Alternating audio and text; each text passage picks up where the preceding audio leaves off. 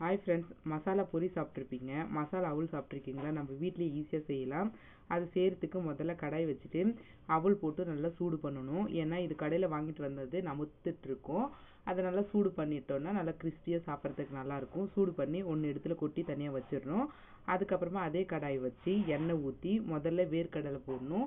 வேர்க்கடலை பொரிஞ்சதுக்கு அப்புறமா கடல போடணும். கடல போட்டு ஓரளவுக்கு ப்ரௌன் கலர் ஆனதுக்கப்புறமா நம்ம இடித்து வச்சிருக்கிற மிளகாய், பூண்டு, கருவேப்பிலை இது எல்லாத்தையுமே போட்டு நல்லா கிளறணும். மிக்ஸ் ஆனதுக்கப்புறமா கொஞ்சமாக மஞ்சள் தூள், அதுக்கப்புறமா உப்பு இது எல்லாத்தையுமே போட்டு மிக்ஸ் பண்ணதுக்கப்புறமா நம்ம தனியாக எடுத்து வச்சுருந்த அவலை எடுத்து அதில் கொட்டி மிக்ஸ் பண்ணிட்டோன்னா சாப்பிட்றதுக்கு அவ்வளோ டேஸ்ட்டாக இருக்கும். மதியத்தில் என்ன ஸ்நாக்ஸ் சாப்பிடணும் அப்படின்னு தோன்றவங்களுக்கு இது செஞ்சு வச்சுட்டோன்னா 2 நாள் 3 நாள் கூட வச்சு சாப்பிட்லாம். ஒன்றுமே ஆகாது. நல்லா அப்படியே டேஸ்ட்டாக நல்லாயிருக்கும்.